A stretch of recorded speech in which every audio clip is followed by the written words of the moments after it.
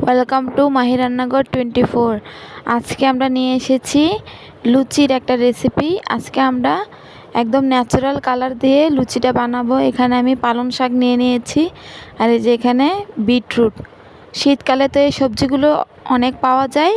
এই সবজিগুলোর রস দিয়ে কিন্তু আজকে আমরা লুচিটা বানাবো। এই যে দেখুন, আমি বিটরুটটা ব্লেন্ড করে এবার চা ছাঁকুনি দিয়ে আমি এটা ছেঁকে নিব। এই যে আজকে লুচিটা আমার শাশুড়ি মা বানাচ্ছে। এই যে বিটরুটের রসটা নিয়ে নিচ্ছে আটার মধ্যে। এখানে আটার মধ্যে একটু লবণ দিয়েছিল, আর এই যে বিটরুটের রসটা দেওয়া হচ্ছে। ফ্রুট কালার না দিয়ে কিন্তু এই কালারগুলো দিলেই কিন্তু অনেক ভালো হয়। এই যে দেখুন কালারটা কত সুন্দর এসেছে। একদম ভালো মতন মিক্স করে নিচ্ছে, দেখুন একবারে ভালো মতন, যাতে কালারটা একদম সুন্দর আসুক এজন্য। এই যে দেখুন কালারটা কত সুন্দর এসেছে। এবার ওই আটার ডোটা এক সাইড করে রেখে দিয়েছে। এবার পালং শাকটা নিয়ে নিচ্ছে। এই যে এখানে অল্প কিছু আটা নিয়ে নিয়েছে, আটার মধ্যে একটু লবণ নিয়েছে। আর এবার দিয়ে দিচ্ছে এই যে পালং শাকের রসটা। পালং শাকের রসটাও দিয়ে দিচ্ছে। পালং শাকের রসটা একটু ছেঁকে এই যে ভালো মতন মিক্স করতে হবে। যে এখানে একটু নর্মাল একটু পানি দিয়ে দিচ্ছে। বিটরুটেটা তো কিন্তু একটু নর্মাল পানি দেওয়া হয়েছে, পানি একটু দিতে হবে। আর বিটরুটের পানি তো একটু অল্প ছিল, এজন্য একটু নর্মাল পানি দিয়ে মিক্স করে তারপরে বিটরুটের রসটা দিয়েছিল।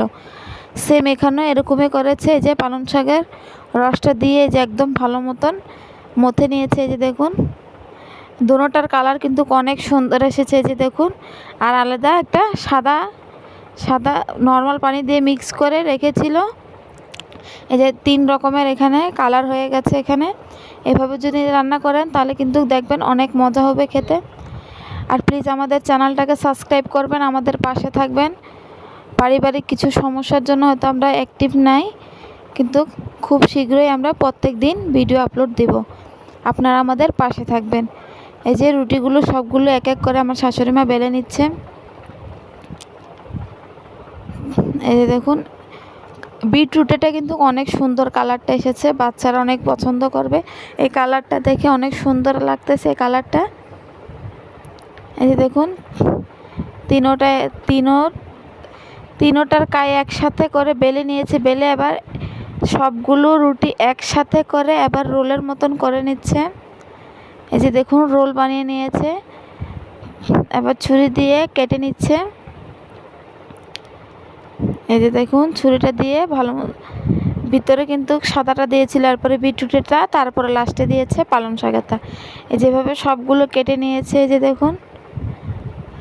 দেখুন কালারগুলো কত সুন্দর এসেছে। ফ্রুট কালার দেওয়া হলো কিন্তু এরকম কালার আসতে হলে না। আর এই যে সবজির রস দেওয়ার কারণে কত সুন্দর এসেছে কালারগুলো। আমার শাশুড়ি মার হাতের রান্না কিন্তু ভীষণই মজা হয়। আর উনি আমাদেরকে এক এক সময় এক একটা কিছু শিখান, বা অনেক সময় নিজে রান্না করেও দেন। এই যে দেখুন এবার সবগুলো রুটি ভালো মতন এবার এক এক করে বেলে নিচ্ছে। এই যে দেখুন এই যে বেলা হয়ে গেছে। এই যে দেখুন কত সুন্দর লাগতেছে। এবার গরম তেলের মধ্যে লুচিগুলো ভেজে নেবে।